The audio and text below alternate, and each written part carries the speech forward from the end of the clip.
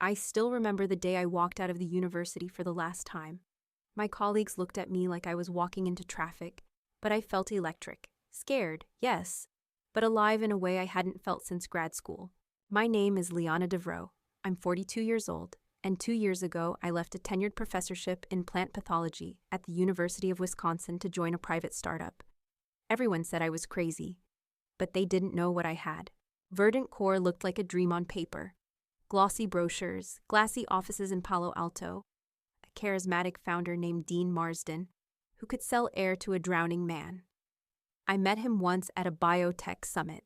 He heard my talk on pre-symptomatic detection of plant pathogens and cornered me after with a drink in hand and a grin that said, "I've already decided you're coming with me." "You ever think about building it for real?" he asked. "Not just publishing papers, but actually changing agriculture?" "I have," I said. "You'll never do it here," he replied, nodding at the fluorescent ceiling of the conference center. "You'll need firepower. And trust me, we've got it." He wasn't lying. Verdant Core had funding from every direction: venture capital, private equity, even a whisper of interest from the USDA. So when Dean offered me full creative control to develop my concept, an AI-integrated greenhouse system that could detect and neutralize crop disease before the first leaf spot appeared, I said yes. Against every cautious instinct, I said yes. I called it AgriSentinel. Sounded like a Marvel character, but it stuck. The idea had been in my head for years. Use neural networks and microsensing arrays to read plant stress before pathogens take hold. We started with tomatoes, then wheat, then maize. I built the models, trained them on real-world data, and tested across multiple greenhouse environments: 2 full growing cycles, 7 prototype iterations, 23 sleepless weekends. Dean gave me a team of 4 engineers and a biometricist from MIT. But in truth, I lived in that lab. I skipped birthdays, forgot appointments, canceled 2 vacations I'd planned with my sister. I worked until my hands cramped and my back gave out. My office became my apartment. My email signature turned into a running joke, sent from inside the greenhouse. But it worked. The last field trial in Nebraska blew every baseline projection away. Yield protection increased 28%. Disease suppression was nearly instantaneous. I was holding the future in my hands. That night, I didn't sleep. I just stared at my screen, watching the system log its final report. All green, all clear. At 9:15 the next morning, I scheduled a meeting with Dean. Subject: final results. AgriSentinel launch prep attachments. Field report June.pdf, executive summary.docs, deployment timeline.xlsx. I even baked muffins. That was the last normal day I'd have at Verdant Core. I thought I was walking into a launch meeting. I didn't realize I was already walking out. When I stepped into the conference room that morning, I expected smiles, applause, maybe. At the very least, a handshake. Instead, I saw Dean seated at the head of the table, flanked by Rachel from legal, who hadn't been involved in AgriSentinel since the IP review 18 months ago. Her presence alone made my chest tighten. "Morning," I said, trying to keep my voice light. "Where's the rest of the team?" Dean didn't answer right away. He just gestured to a chair across from him. "Have a seat, Liana." That was when I noticed the folder in front of him, thick, branded, with my name on the tab. I didn't sit. Not yet. "What's going on?" Dean exhaled through his nose and offered a carefully rehearsed smile. "I know you're expecting to talk about the AgriSentinel results, and we'll get to that. But first, there are some business matters we need to settle." I looked at Rachel. She wouldn't meet my eyes. She slid the folder across the table instead. "This is a standard separation agreement," she said, as if that explained anything. "I'm not leaving," I said flatly. Dean's smile didn't falter. "Liana, you've done remarkable work. We'll always be grateful for your contributions. But Verdant Core is moving in a new direction. We feel it's time for a transition." My hands curled into fists. "You feel it's time?" He leaned forward, voice soft like a teacher explaining something to a stubborn student. "AgriSentinel was built at Verdant Core, using our resources, our team. That makes it proprietary. I brought the core model with me. It predates this company." He nodded, as if humoring a child. "We're not disputing that. But development and deployment occurred under our roof. That makes it ours." Rachel chimed in. The agreement includes a $250,000 bonus in recognition of your work, and we'll make sure to credit you appropriately in our IP disclosures. A formal citation as principal contributor. A footnote, I said bitterly. Dean spread his hands. A generous one. My heart was thudding so loud I could barely hear him. I looked down at the folder, still unopened. And if I refuse? You're being transitioned out with immediate effect, Rachel said, as if reading from a script. HR is already processing your severance. Your email has been deactivated. Security will escort you to collect your belongings. I blinked. You're kidding. No, Dean said simply. For a long moment, I said nothing. My eyes met his, and I saw it. Just a flicker of discomfort. He knew what he was doing. He just didn't expect me to see through him so easily. Right, I said finally. Then let's not waste time. I opened my laptop, calmly typed out one command line, and shut it. Then I stood up, slid the laptop across the table, and nodded to Rachel. You'll want to keep that charged, I said. AgriSentinel needs active system verification every 72 hours, or it flags integrity faults. Wouldn't want your investors to get nervous. Dean furrowed his brow. But I was already walking to the door. I took nothing but my phone and a half-eaten muffin from my desk. No arguments, no tears. They thought I was leaving quietly. They had no idea what was coming next. 6 months before Dean tried to erase me, I noticed a strange system ping at 2:12 a.m. It was a Sunday night. I wasn't even working, just scrolling through our server logs out of habit. The way some people check Instagram. That's when I spotted the anomaly. Someone from an internal IP had accessed a private subfolder labeled Model Gen 4 Temp. Nobody was supposed to have clearance for that but me. At first, I thought it was a bug, or maybe one of the engineers poking around where they shouldn't. I almost let it go. But then it happened again the following week, this time downloading training simulations and performance data. That was when I knew. Someone inside Verdant Core was sniffing around for more than oversight. I didn't tell anyone. I didn't report it. I simply got to work. Over the next 3 months, I built in what I called the AVM, Adaptive Verification Module. It wasn't part of the original AgriSentinel spec. On the surface, it was just a redundancy layer, a system to authenticate root-level users and ensure control access integrity. But underneath, it was a silent observer. If anyone without pre-authorized credentials tried to reroute core functions or tamper with the logic models, the AVM would trigger a soft lockdown. No alerts, no sirens. Just a quiet shift in behavior. To outside users, it would look like a glitch. False alerts, sudden detection spikes, maybe even a complete halt in greenhouse functionality. In truth, it was doing exactly what I told it to do. Protect itself, and flag the threat. Every keystroke, every unauthorized script injection, every bypass attempt. It recorded everything and quietly logged the source. My plan wasn't to burn the place down. I didn't sabotage AgriSentinel. That's not who I am. But I wasn't going to let them profit off my work while cutting me out of the story either. So I baked in a choice. Without my reauthorization, the system would stop recognizing any new commands.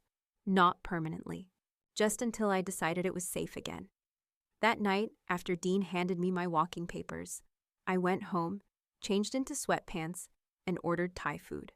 I queued up a nature documentary and let the steam from my takeout fill the kitchen. AgriSentinel was online.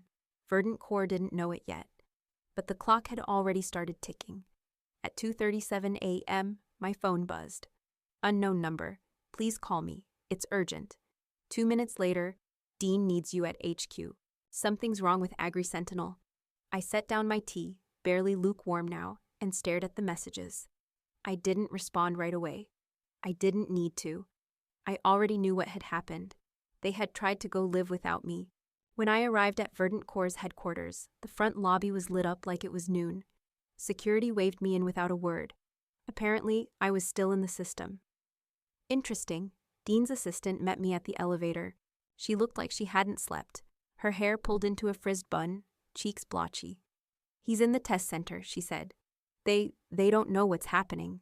I didn't speak. I just walked. The glass walls of the greenhouse came into view, and with them, the chaos. People were huddled around control monitors. Someone was on the phone with what sounded like an investor. Another engineer was cursing under his breath while stabbing at his keyboard. Dean stood in the middle of it all, shoulders stiff, staring at a giant display showing a flood of red alerts. Contamination detected. Pathogen outbreak. Threat level critical. System response. Lockdown mode. I cleared my throat. His head snapped toward me like I was the cavalry and the enemy all at once. "Thank God," he said. "What the hell is this? The system flagged every greenhouse as infected. We have people arriving in 6 hours. Investors. Media. The entire showcase." "Stopped," I finished for him. "Everything shut down," he said, pacing like a caged animal. "We tried to override it, but it keeps rejecting admin access. It's like it doesn't trust us anymore." I bit back a smile. "It doesn't," I said plainly. He blinked. "What?" I stepped closer to one of the displays, scrolling through the logs. Every breach attempt was cataloged. Every unauthorized credential. All internal. "It's not broken," I said. "It's doing exactly what it was designed to do." Dean's face turned pale. Agri-Sentinel recognized an internal threat and responded accordingly. It flagged everything because it no longer considers you a safe operator. "That's ridiculous." "No," I said calmly. "It's security. Redefined." He stared at me like I had just spoken in another language. "You did this?" "I protected it," I said. "From exactly this." He opened his mouth, then closed it again. Around us, the engineers had gone silent. Some looked stunned. A few looked relieved. I picked up one of the tablets and held it toward him. "It's locked down because you broke protocol. You removed the one person it was programmed to trust." Dean took a step forward, trying to mask the desperation creeping into his voice. "Liana, you have to fix this. If this doesn't work in front of those investors." I held up a hand. "Dean, I don't work here anymore." His jaw clenched. I set the tablet down and turned to leave. Behind me, the alerts kept flashing. Integrity compromised. Access denied. Agri-Sentinel had made its choice. And it wasn't him. I hadn't made it halfway to the parking lot before Dean was calling me. The screen lit up with his name. No assistant, no lawyer this time. Just him. I let it ring twice before I answered. "You're still here?" he asked, breathless. "Please, come back inside." I stood still under the fluorescent awning outside the building, watching the sprinkler system mist the silent lawn. "Say what you need to say." There was a long pause. "Okay," he said finally. I panicked. We panicked. "You deserve credit. Let's work something out. I'll make sure you're recognized in all public releases. We'll name you as a key innovator. You can still be a part of this." "Part of what?" I asked flatly. "A footnote to my own invention." Another pause. "I can authorize a higher payout," he continued. "We'll double the bonus, $500,000, and we'll revisit the IP structure. You might not own the patent, but we can credit you as its architect." I sighed. "Dean," I said, "you fired me 2 hours ago. I'm unfiring you," he said quickly, like it was that simple. "Let's just reset. You come in, give us the override, we fix this, we present to the investors, and after that, we can restructure whatever you want." Within reason, I let the silence stretch. Then I said, "No." He didn't respond right away. I imagined him pacing, jaw tight, trying to calculate how far he could bend without snapping. "Then what do you want?" he asked finally. I turned around, started walking back toward the building. "I'll tell you in person." When I stepped back into the greenhouse control center, the tension was palpable. Dean was waiting by the monitors, flanked by a nervous-looking junior engineer and Rachel from legal, who looked like she'd aged 10 years in the past 2 hours. I walked past them and placed a small silver flash drive on the table. "This," I said, "contains the patch that will restore system access. One keystroke and Agri-Sentinel will recognize you again."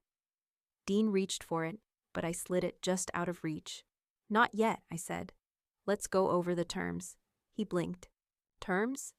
You're going to sign over 50% patent ownership to me, retroactively. My model formed the basis of Agri-Sentinel. Your lawyers already know it'd never survive a court challenge."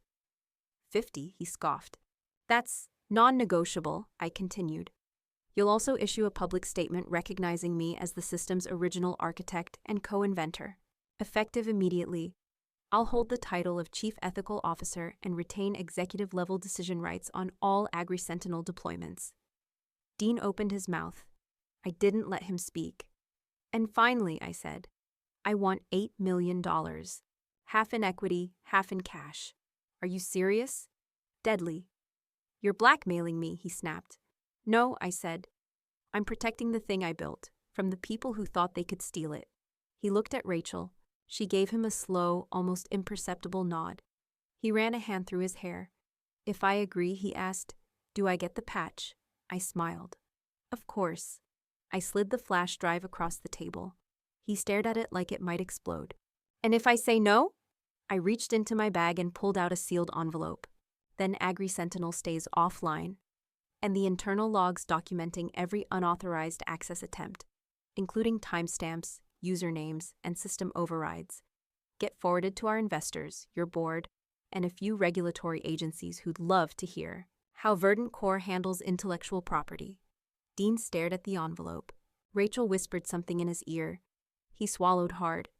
Then he picked up the flash drive and nodded. Good choice, I said. You're a hell of a negotiator, he muttered. I turned to leave.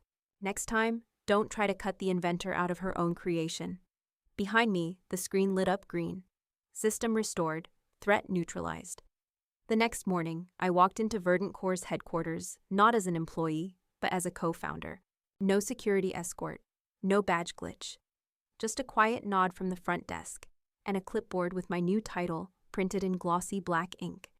Liana Devroe, Chief Ethical Officer. The glass walls of the test greenhouse gleamed under the LED grow lights. Rows of tomato plants stood at attention, each one monitored by AgriSentinel's microsensing units. This time, the screens pulsed a steady green. No alerts, no lockdowns, no chaos. The investor showcase had already started. Cameras clicked. People in suits hovered near the live demo station, whispering excitedly as a new round of pathogen simulations began to roll in. I stood beside Dean at the front of the room as the system sprang into action. One screen lit up with an artificial leaf stress spike. Within 2 seconds, the system had detected it, identified the simulated fungal agent, and deployed a neutralizing countermeasure. Real-time diagnostics. Real-time defense. Applause broke out. Someone near the back muttered, It's like having a doctor for your crops. Dean smiled tightly. His collar was damp, and I could see him adjusting his tie every few minutes. He hadn't spoken to me since signing the agreement last night. Not beyond the public scripts we'd prepared for today. A young investor stepped forward. This is incredible. Who developed the disease detection model? Dean hesitated. I turned toward him, waiting. He cleared his throat. The detection framework is based on a system originally developed by Liana Devroe. He turned to me stiffly. She's the reason we're standing here today. I nodded once. It was a team effort, I said. But the vision started in a notebook back when I was still teaching plant biology to undergrads. That vision became AgriSentinel. The crowd murmured with interest. I saw a woman in a navy suit typing my name into her phone. Then my phone buzzed in my pocket. I pulled it out and smiled at the notification. AgriSentinel. Threat neutralized. Creator authority reinstated. I slipped the phone back into my coat and looked out over the crowd. The spotlight wasn't what I'd ever chased.